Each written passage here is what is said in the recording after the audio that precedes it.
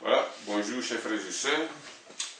Je suis l'évangélique Jacques Moreau de la mission évangélique pour le réveil et la sanctification. Voilà, nous sommes à la partie prédication de notre culte d'adoration, d'édification et de louange. Nous avons fini donc la partie louange et nous allons maintenant passer à la partie prédication. Alléluia. Amen. Et notre texte d'aujourd'hui, nous l'allons nommer « Nous ne travaillons pas pour rien ». Alléluia. Amen. Nous ne travaillons pas en vain. Parce que beaucoup d'enfants de Dieu ont la tendance à oublier que toutes les œuvres qu'ils font sur la terre seront un jour récompensées. Même si tu es dans une église, tu es dans la maison de Dieu et que tu ramasses un brin d'une saleté pour aller jeter dehors, tu seras récompensé pour ça. Si tu balais dans la maison de Dieu, tu seras récompensé pour ça. Quelles que soient les œuvres que tu fais dans la maison de Dieu, tu seras récompensé pour ça. Surtout si tu es un gagneur d'âme.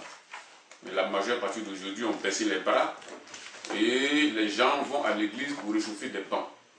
C'est ce que, sur ça aujourd'hui nous allons prêcher, pour remettre à l'ordre et remettre dans la tête des enfants de Dieu que nous ne travaillons pas en vain. Alléluia. Chaque acte dans le Seigneur sera récompensé. Donc, comme je viens de le dire tout à l'heure, notre thème d'aujourd'hui c'est « Nous ne travaillons pas en vain ». Alléluia. Oui. Voilà, notre lecture, donc la toute première lecture, c'est dans Romains 8, 18 à 25. On va avoir plusieurs lectures, précisément 3. La deuxième se fera dans 1 Jean 3, 6. Et la troisième se fera dans 2 Corinthiens 4, 7 à 11. Il y en aura même 4. La quatrième se fera dans 2 Corinthiens 5, 1 à 10. Alléluia. Voilà, et comme je l'ai dit tout à l'heure, nous sommes donc maintenant à la partie de cette prédication, nous allons écouter la parole de Dieu. Pour ce faire, avant toute chose concernant Jésus-Christ, nous devons nous le remettre entre ses puissantes mains, parce que ce n'est pas notre œuvre, ce n'est pas nous qui faisons, ce n'est pas nous qui travaillons, ce n'est pas nous qui prêchons, c'est Jésus qui parle à travers ses serviteurs. Alléluia. Pour cela, nous allons invoquer son nom, le prier afin de nous rendre attentifs à sa parole et de tout remettre entre ses puissantes mains. Pour cela, on va prier le Seigneur pour les prédicateurs, l'assemblée et tout. Père éternel, au Dieu Tout-Puissant, nous te bénissons, nous te rendons grâce qu'à la gloire du Père, le Seigneur te bénit, te glorifie. Merci pour ta grâce, pour tout ce que tu fais par la volonté de le Seigneur te bénit, te glorifie. Béni sois-tu pour ta grâce infinie, parce que la grâce et le but n'a pas été qu'à toi seul. Toi qui peux tout, qui nous donne la capacité de marcher sur ta grâce, sur cette terre, je remets tout ça entre tes puissantes mains, afin de nous donner, Seigneur, la capacité de marcher sur cette terre, selon ta parole. Aucun homme éternel aux dieux ne peut faire de lui-même l'œuvre de Dieu. Toutes ces œuvres que nous faisons ont été préparées avant le commencement du monde, afin que sur le moment où nous puissions les fatiguer. Gloire et bénédiction, que tu laisses remplir par la loi, que le Seigneur te bénisse, te glorifie. Toi le juge qui tout, Seigneur, parle à travers ton serviteur. Et Seigneur, tu nous prête aussi l'auditoire et que Seigneur nous puissions écouter et que nous soyons aussi, Seigneur, édifiés. Merci pour ta grâce de tout, Seigneur. Au nom de Jésus. Amen. Amen. Donc, je l'ai dit tout à l'heure, le titre du message, c'est « Nous ne travaillons pas en vain ». La lecture principale se trouve dans Romains 8, 18 à 25. Je vais le dire ici. Il est dit ici, donc dans Romains, il n'y a donc maintenant aucune condamnation pour ceux qui sont en Jésus-Christ. Là, je me suis trompé, je devais prendre jusqu'au verset 18. Il est dit ici, j'estime que les souffrances du temps présent ne sauraient être comparées à la gloire à venir. Alléluia. Oui. Et à la gloire donc à venir, qui sera révélée pour nous. Cette gloire sera révélée pour nous. Aussi, la création attend-elle avec un ardent désir la révélation des fils de Dieu, car la création a été soumise à la vanité, non de son gré, mais à cause de celui qui l'y a soumis, c'est-à-dire Adam, avec l'espérance qu'elle aussi sera affranchie de la servitude, de la corruption, pour avoir part à la liberté de la gloire des enfants de Dieu. Or, nous savons que jusqu'à ce jour, la création tout entière soupire et souffre des douleurs de l'enfantement. Et ce n'est pas à eux seuls, mais nous aussi, qui avons les prémices de l'esprit, nous aussi, nous soupirons en nous-mêmes en entendant l'adoption, la révélation du corps, de notre corps. Car c'est en espérant que nous sommes sauvés. Or, l'espérance qu'on voit n'est plus espérance. Ce qu'on voit, peut-on encore l'espérer? Non. Mais si nous espérons ce que nous ne voyons pas, nous l'attendons avec persévérance. De même aussi, l'Esprit nous aide dans notre faiblesse, car nous ne savons pas ce qu'il convient de demander dans nos prières. Alléluia. Amen. Nous ne savons pas de demander ce qu'il convient dans nos prières, mais l'Esprit lui-même rend témoignage, intercède pour nous par des soupirs inexprimables. Alléluia. Amen. Donc, le verset 18, je vais parler du chapitre 18, la prédication commence au verset 18 ici du chapitre 8. J'estime que les souffrances du temps présent ne sauraient être comparées à la gloire à venir, qui sera révélée pour nous. Cette gloire, c'est quoi? Pour l'instant, nous souffrons de quelque manière que ce soit sur cette terre, mais un enfant de Dieu engagé, c'est-à-dire qui se sanctifie, qui attend avec patience son précieux Seigneur, doit se sanctifier. Sanctification veut dire quoi? C'est-à-dire de marcher selon la parole de Dieu, strictement selon la parole de Dieu. Je ne parle pas des chrétiens conformistes ici, ni des chrétiens qui marchent selon la mode, ou les chrétiens qui ne voient que et qui ne marchent que selon la vue. Je parle ici des personnes qui prennent leur croix de tous les jours, qui marchent sincèrement selon la parole de Dieu et qui ne font pas de compromis. Donc, comme ils diront ce matin, mais mon frère, tu exagères, parce que dans le monde dans lequel nous vivons aujourd'hui, qui peut vivre sans compromis? Je peux vous dire que le chrétien qui est engagé, un homme qui craint Dieu, doit vivre sans compromis. Parce qu'avec Dieu, on ne fait pas de compromis. On ne se justifie pas. On ne raisonne pas. Alléluia. Amen. Quiconque raisonne avec Dieu a manqué déjà le but. Quelle que soit ton assiduité à l'église et que tu fais des compromis, tu raisonnes avec Dieu, c'est fini pour toi. Le Seigneur Jésus, sa parole est claire et nette.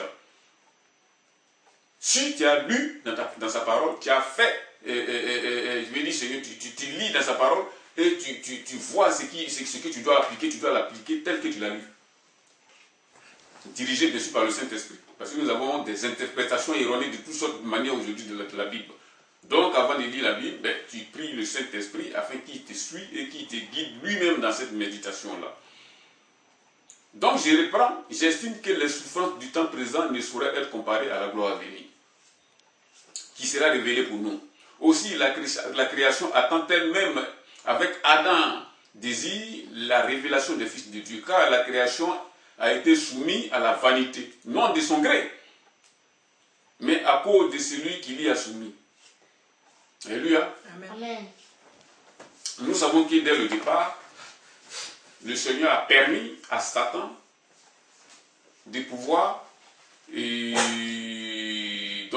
tenter Adam et Ève. Dieu est capable de tout, il pouvait ne pas le permettre. Il pouvait ne pas permettre à Satan de pouvoir toucher Adam et Ève, mais il a permis pour voir si effectivement Adam et Ève allaient respecter l'ordre que Dieu les a donné. L'ordre que Dieu les a donné était quoi? Il les a donné tout dans le jardin d'Éden et il les a dit, voilà, vous pouvez manger de tout, vous pouvez utiliser tout, sauf le fruit de la connaissance du bien et du mal. Par conséquent, si vous mangez ce fruit, vous allez mourir. Puisque Satan était là, il écoutait tout. Un jour, il est venu tenter Adam. Il lui dit, Ève, qui a fini par céder et elle a mangé le fruit de la connaissance du bien et du mal. Et le mari aussi, Adam, a mangé et la mort est rentrée dans le monde. Ainsi, qu'est-ce qui s'est passé? Nous sommes quittés sous la dominance, je veux dire, la gloire de Dieu. Et c'est le diable maintenant qui a pris le contrôle de tout ce que Dieu avait mis sous Adam. Parce que Dieu avait remis à Adam la dirigeance du monde. Il était le responsable et il était celui à qui Dieu avait tout soumis sur cette terre. Mais puisque lui, il a péché en écoutant la voix du diable plutôt que la voix de Dieu, il a remis ainsi toute la gouvernance et tout ce que Dieu lui avait donné pour régner là-dessus à Satan. Vous voyez? Car la création a été soumise à la vanité, non de son gré, mais à cause de celui qui a soumis. Avec l'espérance qu'elle aussi sera affranchie de la servitude, de la corruption, pour avoir part à la liberté de la gloire des enfants de Dieu. Or, nous savons que jusqu'à ce jour, la création tout entière soupire et souffre des douleurs de l'enfantement. Ce n'est pas à elle seulement, mais aussi, nous aussi qui avons les prémices de l'esprit. Nous aussi, nous soupirons en nous-mêmes en entendant l'adoption, la rédaction de notre corps. Nous sommes actuellement dans une enveloppe charnelle, insignifiant devant Dieu. Pour l'instant, seuls les vrais chrétiens, les vrais croyants, ceux qui sont engagés, ceux qui se sanctifient, ceux qui attendent réellement le Seigneur Jésus-Christ, savent que ce corps que nous avons n'est rien. Alléluia. Amen. C'est une simple enveloppe. Le corps physique que nous voyons, que nous avons n'est rien, c'est une enveloppe. Notre réelle personnalité, notre vrai être humain, être même en nous-mêmes, on appelle ça l'âme. Parce que l'Esprit de Dieu aussi est en nous. Mais lorsque quelqu'un meurt, Dieu récupère son esprit, on va jeter, comme je l'ai dit tout à l'heure, son enveloppe dans un cimetière. Et c'est son âme maintenant qui est confrontée à son éternité. S'il a vécu selon le diable sur la terre, ben, il va en enfer. Les démons vont prendre possession de son corps et ils vont dans le lieu qui les est réservé à eux. Parce que l'enfer n'a pas été créé pour l'homme. L'enfer a été créé pour le diable et ses démons. Et puisque l'homme qui est mort sans Jésus-Christ, donc appartient au diable et à ses démons, donc ils vont aller en enfer avec eux. Alléluia. Amen. Donc il est dit ici, et ce n'est pas seulement, mais nous aussi, nous avons les prémices de l'Esprit, nous aussi, nous soupirons en nous-mêmes en attendant l'adoption de la rédemption de notre corps. La rédemption de notre corps, c'est quoi? Lorsque Jésus va revenir, tous les morts en Christ ressusciteront. C'est-à-dire, s'ils sont morts, leur corps sera ressuscité des cimetières. Même si ça fait des milliers d'années qu'un enfant de Dieu est mort, le Seigneur est tellement puissant que tous les parties de son corps, les atomes de son corps qui ont été dispersés sur la terre vont se reconstituer. Et ils seront ressuscités pour rejoindre leur Seigneur, c'est-à-dire notre Seigneur Jésus-Christ. Alléluia. Amen. Donc il est dit ici, donc, car c'est en espérance que nous sommes sauvés. Or, l'espérance qu'on voit n'est plus espérance. Ce qu'on voit, peut-on encore l'espérer? La foi, c'est fait par la foi, c'est pas par la vue. Lorsqu'on espère quelque chose, on ne voit pas la chose, mais on espère. Mais si nous espérons encore, nous ne voyons pas, nous l'attendons avec persévérance. Si nous voyons quelque chose, est-ce qu'on peut l'espérer? On ne peut pas espérer ce qu'on voit. On espère ce qu'on ne voit pas. C'est pour cela que Dieu a instauré tout ce système-là par un système de foi. Afin que ceux qui sont réellement pour lui se fassent connaître un jour. Lorsqu'on va prêcher la parole de Dieu à un enfant, à un homme aujourd'hui, vous savez que les hommes charnels marchent uniquement que par la vue. Mais celui qui se donne à Jésus-Christ, lui, il marche désormais par la foi. Et il espère la venue de son maître. Alléluia. Amen. Tous ceux donc qui sont à Jésus ne marchent que par la foi. Un homme qui n'a pas Jésus est un homme charnel, même s'il est dans des religions. Parce que les religions, aucune religion ne croit en Jésus. Et ne parle de Jésus. Même s'il lui parle de Jésus, c'est d'une manière superficielle et biaisée. Or, celui qui croit réellement en Dieu, lorsqu'il parle de Jésus, il parle d'une manière sincère, spirituellement sincère et par la foi. Parce que nous savons que nous-mêmes qui sommes là, au temps des faits où Jésus s'est livré à la croix, où Jésus a vécu, nous n'étions pas là. La Bible nous parle de Jésus et par la foi, nous savons que réellement ces choses se sont passées. Mais le mondain qui n'a pas Jésus, lorsque tu vas lui parler de Dieu, il va se donner beaucoup de raisonnements. Il va dire de toute façon, ce n'est qu'une Bible, c'est forcément des hommes qui l'ont écrit. Donc pourquoi donner forcément du crédit à ça? D'autres vont dire, mais attends, ça ce n'est que qu'est-ce qui prouve réellement que la chose se sont passées? Vous voyez? Ils ont tenu ces raisonnements, les mondains et les religieux. De même aussi, l'Esprit nous aide dans notre faiblesse, car nous ne savons pas ce qu'il nous convient de demander dans nos prières. Mais l'Esprit lui-même intercède par des soupirs inexprimables. Nous devons toujours nous laisser guider dans nos prières, parce que, je le répète, nous ne savons pas comment prier. C'est Jésus-Christ, par son Esprit, qui nous montre comment prier, comment demander. Et puis, à chaque fois que nous ouvrons la bouche pour demander quelque chose à Dieu, Dieu nous répond. Ne croyez jamais que Dieu n'a jamais répondu à quelqu'un. Dieu nous répond à tous les coups. Quel que soit le temps que ça va prendre, Dieu va répondre. Même si la chose n'a pas été accordée et que ça a été un refus catégorique de Dieu, c'est une réponse positive. Parce que si quelque chose est bon pour toi, Dieu va te le donner, mais s'il est mauvais pour toi, Dieu ne va pas te le donner. C'est aussi une réponse de la prière. Parce que si Dieu te donne quelque chose qui n'est pas bon pour toi, ça va t'amener à la perte. Et Dieu ne veut pas ta perte, c'est à cause de ça. Si tu demandes quelque chose à Dieu qui n'est pas bon pour toi, il ne te le donne pas. Alléluia. Amen. Donc, à l'assemblée, je pouvais poser une question en disant tout simplement à l'assemblée, par exemple, au frère Ézéchiel, quelle est la chose, la plus belle œuvre humaine? Si je te demande ça, c'est une question. Quelle est l'œuvre la plus bonne du monde, c'est quoi? L'âme. Le ciel. Tu ne m'as pas encore compris. Je parle d'une œuvre faite des mains des hommes. Qu'est-ce que l'homme a construit qui est la plus grande du monde?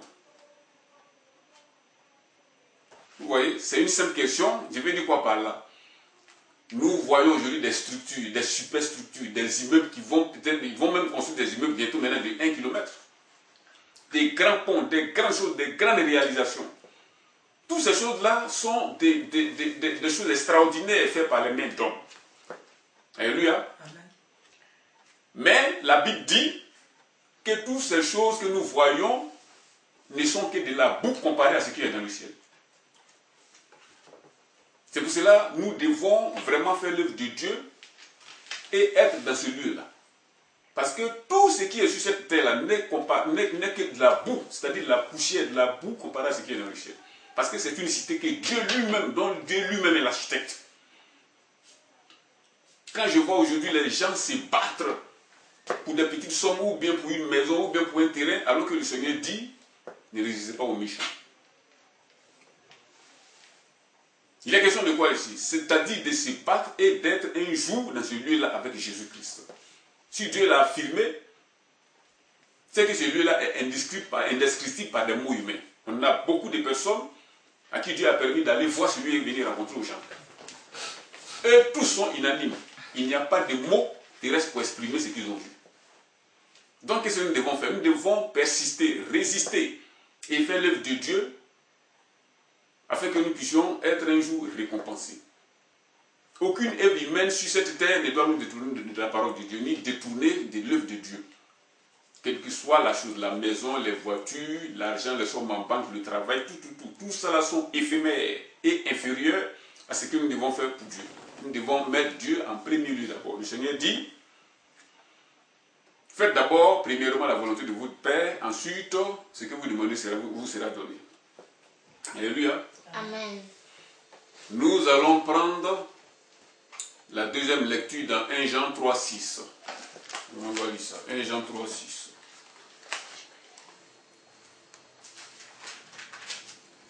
Tu trouves, 1 Jean 3, 6. Je lis la parole de l'Éternel. 1 Jean 3, 6.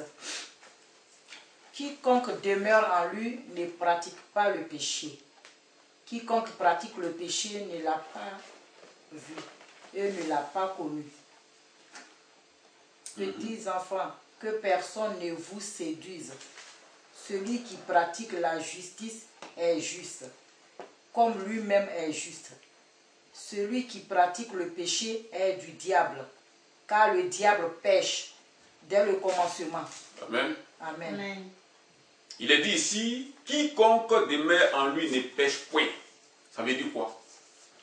Cela ne veut pas dire que dès que tu as reçu Jésus, tu ne vas plus jamais pécher de ta vie. Ce n'est pas ce que ça veut dire.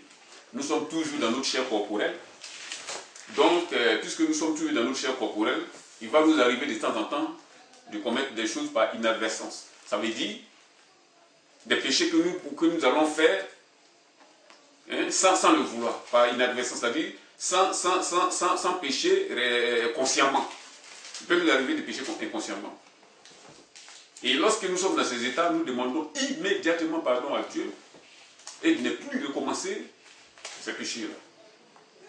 Mais je ne parle pas ici de ceux qui pratiquent le péché, c'est-à-dire qui vivent là-dedans.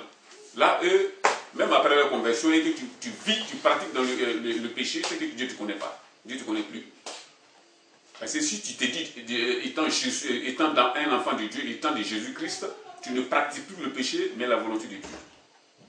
Alléluia. Amen. Voilà. Donc, ça c'est le verset. Et le verset 6 de 1 Jean 3. Il est dit ici quoi? Quiconque demeure à lui ne pratique donc plus le péché, quiconque pêche ne l'a plus vu et ne l'a pas connu. Petits enfants, que personne ne vous séduise, celui qui pratique la justice est juste, comme lui-même est juste. Nous devons être donc à la ressemblance de notre Seigneur Jésus, parce qu'il est juste et il ne pratique pas le péché. Ils ont parlé ici des pratiques. Donc que le diable ne vous séduise pas. S'il vous arrive par inadvertance des péchés, nous savons que le diable va venir vous dire, voilà, toi qui t'es dit enfant de Dieu, tu t'es dit sauvé, voilà, tu viens de pécher.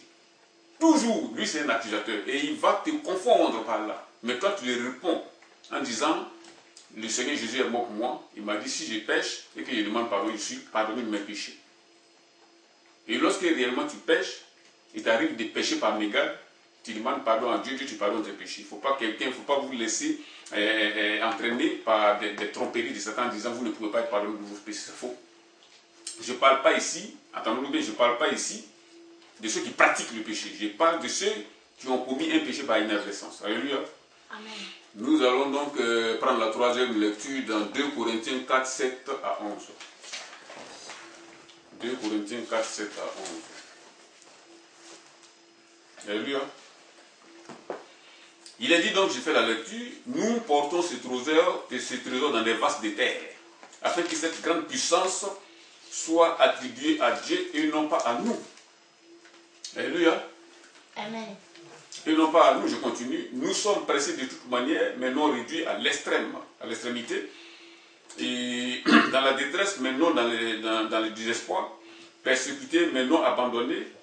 Abattus, mais non perdus. Portant toujours avec nous, dans notre corps, la mort de Jésus-Christ, afin que la vie de Jésus soit aussi manifestée dans notre corps. Car nous qui vivons, nous sommes sans cesse livrés à la mort à cause de Jésus, afin que la vie de Jésus soit aussi manifestée dans notre chair mortelle. Alléluia. Alléluia. Amen. Il est donc dit, nous sommes pressés de toute manière, mais non réduits à l'extrémité. Ce verset nous invite à ne pas céder au découragement. Aucun de nous doit se décourager. Parce que ce qui nous attend, et au-delà de toute expression humaine, au-delà de tout ce que nous pouvons imaginer. Parce que le diable, sachant-là, va se mettre à l'œuvre, faire tout ce qui est en son pouvoir pour nous amener au découragement. Donc nous ne pouvons jamais être découragés, quelle que soit la manière dont nous sommes pressés, la manière dont nous sommes tentés. Dieu de toute façon a dit, vous ne serez pas tentés au-delà de vos possibilités. Alléluia. Amen. Donc il a dit dans le verset 9 donc de 2 Corinthiens 4 toujours, persécutés mais non abandonnés, abattus mais non perdus. Quelle que soit la persécution, quels que soient les abandons, tenons ferme parce que nous savons que ça aussi sont des armes de Satan qui persécutent ceux qui vont recevoir donc les biens à venir, c'est-à-dire ceux qui vont recevoir Jésus qui seront enlevés. Quiconque vit selon la sanctification sur la terre sera persécuté. Il n'y a rien à faire pour ça. Alléluia. Amen. Donc il est ici, il dit portant toujours avec nous dans notre corps mortel, dans notre corps, la mort de Jésus, afin que la vie de Jésus soit aussi manifestée dans notre corps. Nous devons être à l'image de notre Père, parce que le Seigneur Jésus-Christ a souffert, nous devons aussi souffrir. Il ne s'agit pas ici des chrétiens de conformisme qui parlent aujourd'hui beaucoup de bénédictions, rien que des bénédictions. Il y a des prières même que nous on voit aujourd'hui où on parle des prières de restauration financière. Prières de restauration financière. Où on a vu ça dans la Bible? Ces gens qui prêchent ces choses-là sont animés d'un autre esprit. Ils ne sont pas animés de l'esprit de Jésus. Alléluia. Amen. Il dit dans le verset 11 donc, car nous qui vivons, nous sommes sans cesse livrés à la mort à cause de Jésus, afin que la vie de Jésus soit aussi manifestée dans notre chair mortelle. Donc nous devons être exactement à l'image de Jésus-Christ, notre Père, notre Seigneur. S'il a pris sa croix, nous devons prendre notre croix. Ce n'est pas la peine de se dérober à cela et chercher des manières de détourner, de pouvoir s'échapper donc de cette croix. S'il a pris sa croix, je le dis, nous devons donc porter cette croix. Alléluia. Amen. Nous allons prendre donc la dernière lecture qui est dans 2 Corinthiens 5, 1 à 10. 2 Corinthiens 5, 1 à 10. Alléluia. Je fais la lecture. Nous savons en effet que si cette tente où nous habitons sur la terre est détruite, nous avons dans le ciel un édifice qui est l'ouvrage de Dieu, une demeure éternelle qui n'a pas été faite des mains d'homme. Aussi nous gémissons dans cette tente, désirant revêtir notre domicile céleste, si du moins nous sommes trouvés vêtus et non pas nus. Car tandis que nous sommes dans cette tente, nous gémissons accablés parce que nous voulons non pas nous dépouiller, mais nous revêtir afin que ce qui est mortel soit englouti par la vie et que celui qui nous a formés pour cela, c'est Dieu qui nous a donné les arts de l'esprit. Alléluia. Amen. Alléluia. Amen. Nous sommes donc toujours pleins de confiance et nous savons qu'en demeurant dans ce corps, nous demeurons loin du Seigneur, c'est vrai. Car nous marchons par la foi et non pas par la vue. Nous sommes pleins de confiance et nous aimons mieux quitter ce corps et demeurer auprès du Seigneur. C'est pour cela que nous nous efforçons de lui être agréables, soit que nous demeurons dans ce corps, soit que nous le quittons, car il nous faut tous comparaître devant le tribunal de Christ, afin que chacun reçoive selon le bien ou le mal qu'il aura fait étant dans son corps. Alléluia. Amen. Nous savons en effet que si cette tente où nous habitons sur la terre est détruite, nous avons dans le ciel un édifice qui est l'ouvrage de Dieu, une demeure éternelle. Cette tente, c'est quoi? Je viens de le dire dès le départ, quand je prêchais, j'ai commencé à parler, j'ai dit que le corps humain est une enveloppe, est une tente. C'est-à-dire, c'est comme un manteau. Nous sommes, notre réelle personne, c'est l'âme d'une personne. Et l'âme d'une personne est enveloppée d'un manteau.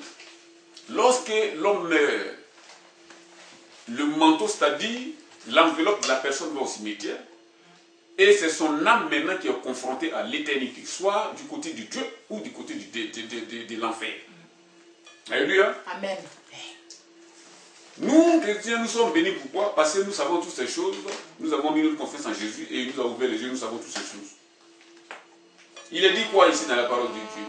Nous avons dans le ciel un édifice qui est l'ouvrage de Dieu, une demeure éternelle qui n'a pas été faite des mains d'homme. C'est-à-dire, lorsque nous serons ressuscités, nous aurons un autre corps, un corps glorifié, qui n'a rien à voir avec ce corps que nous voyons aujourd'hui. Alléluia. Amen. Aussi, nous gémissons dans cette tente désirant revêtir notre domicile céleste, si du moins nous sommes trouvés vêtus et non pas nus. Pour être dans ce corps, il faut être vêtu. Des bonnes œuvres, naturellement faites sur la base de Jésus-Christ, c'est-à-dire en Jésus-Christ. Parce que si vous faites des bonnes œuvres, sans Jésus, ces œuvres-là restent vaines et ne sont rien. Ce n'est pas par les œuvres qu'on est sauvé, c'est Jésus qui sauve, c'est Jésus qui libère. Alléluia. Car tandis que nous sommes dans cette tente, nous gémissons accablés parce que nous voulons non pas nous dépouiller, mais nous revêtir afin que ce qui est mortel soit englouti par la vie. Vous voyez? Englouti par la vie, et c'est lui qui nous a formés pour cela. C'est Dieu qui nous a donné les arts de l'esprit. Nous sommes donc toujours pleins de confiance et nous savons qu'en demeurant dans ce corps, nous demeurons loin du Seigneur. C'est vrai. Même si nous demeurons loin du Seigneur, mais nous sommes dans le corps. Et si nous sommes dans ce corps, il n'est pas question de céder au découragement du tout. C'est pour cela, quoi qu'il arrive, quelles que soient les fatigues, les maladies, les tentations de toutes sortes, les persécutions de toutes sortes, nous devons demeurer dans la prière. Parce que la prière est le début de tout. La prière est le feu qui maintient toujours la foi en action. Dès qu'une personne cesse de prier, il est en danger immédiatement. Alléluia. Amen. Car nous marchons par la foi et non pas par la vue. Un enfant de Dieu marche par la foi. Je l'ai dit tout à l'heure. Ce sont les païens ou les religieux qui marchent par la vue. Parce que eux, leur Dieu est dans ce monde. Leur Dieu, c'est dans les choses de ce monde. Laissez-moi vous dire que tous ceux qui mettent leur foi dans les œuvres humaines ou des structures humaines bâties par l'homme se trompent. Parce que Dieu va détruire toutes ces choses. La terre même, là, Dieu va détruire la terre. Pour dire quoi?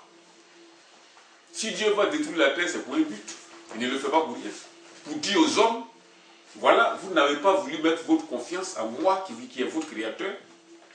Voilà, tout ce dont vous avez mis, dans lesquels vous avez mis votre confiance, il va le détruire. Et Dieu va détruire toutes ces choses. Alléluia. Amen. Amen. Quand il est dit ici dans le verset 7, car nous marchons par la foi et non pas par la vue. Un enfant de Dieu, c'est ça, par la foi. Nous sommes pleins de confiance et nous aimons mieux quitter ce corps et demeurer auprès du Seigneur. C'est pour cela aussi que nous nous efforçons de lui être agréable. Quelle que soit la situation dans laquelle tu vis, il faut s'efforcer. S'exercer à la piété, s'efforcer d'être agréable à Jésus. Si Jésus n'aime pas quelque chose, ce n'est pas la peine de le faire. Et ce n'est pas la peine de discuter par des compromis ou je ne sais pas par quoi que ce soit. Il ne faut pas tout simplement le faire, c'est tout. Car il nous faut tous comparaître devant le tribunal de Christ afin de recevoir selon le bien, à chacun selon le bien qu'il aurait fait ou le mal qu'il aurait fait dans sa vie. Ça c'est le tribunal de Christ. C'est-à-dire tous les sauvés un jour seront récompensés. Si tu as marché fidèlement, tu as fait l'œuvre de Dieu que Dieu t'a donnée comme il se doit, comme il faut, tu auras une récompense. Et quand je dis comme il faut, c'est-à-dire ces œuvres-là, que tu as fait basées sur Jésus, et non pas ces œuvres-là faites d'une manière faite de vaine gloire. Ces œuvres doivent être basées sur Jésus. Je vais dire quoi par là, je m'explique.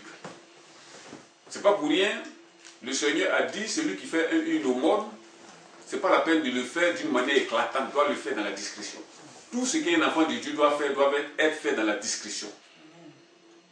Ceux qui croient servir le Seigneur devant les caméras, en train de s'attirer de la gloire et crier sur tous les toits qui y sont et qui sont des grands pasteurs ou des grands tantes, ça, ce sont des personnes qui se trompent.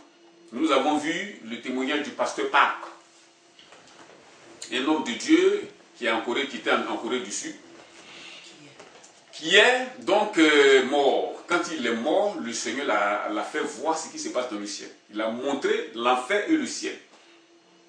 Et lorsqu'il est venu, il a expliqué aux gens ce qui se passe là-bas. C'était un pasteur qui avait 5 voitures de luxe, beaucoup de biens. Son église était plus de 5000 membres. Donc il avait l'opulence, l'argent. Et il construisait des temples par-ci, il nourrissait les pauvres, il soignait des gens, il a construit beaucoup d'œuvres. Mais ces œuvres qu'il a faites étaient vaines. Pourquoi? Parce qu'il les faisait devant les caméras. Il les faisait pour être vu.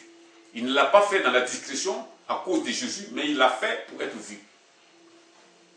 Donc je vous invite à faire toutes vos œuvres dans la discrétion basées sur Jésus, à cause de Jésus, et non pas pour vous faire voir. Alléluia. Amen. Voilà, donc c'était ce court message que j'ai apporté ce jour. Et comme je le dis toujours, je suis l'évangéliste Jacques Marou de la Méresse. Nous allons prier pour le message que nous venons d'écouter afin que le Seigneur nous donne la capacité de la mettre en application, car c'est ça le important. On va prier. Éternel, au Dieu Tout-Puissant, béni sois-tu pour ta grâce, pour tout ce que tu fais, car la gloire de Dieu que tu es béni et glorifié. Merci Seigneur pour ce moment que tu nous as donné. Nous avons écouté ta parole, il reste maintenant à la mettre en application. Et nous savons que Seigneur, c'est toi Seigneur qui peux nous donner cette capacité, cette force. Parce que nous savons que nous avons toujours des oppositions sur la terre. Mais éternel Dieu, avec toi, nous sommes plus que vainqueurs. C'est pour cela que je remets l'assemblée, je remets moi-même, je remets toute personne ici. Et éternel Dieu, tous ceux qui vont écouter ce message sur les nets, afin de leur donner Seigneur la capacité de mettre en application ce qu'ils ont écouté. Sois béni et magnifié. Au nom de Jésus, nous avons prié. Amen. Amen.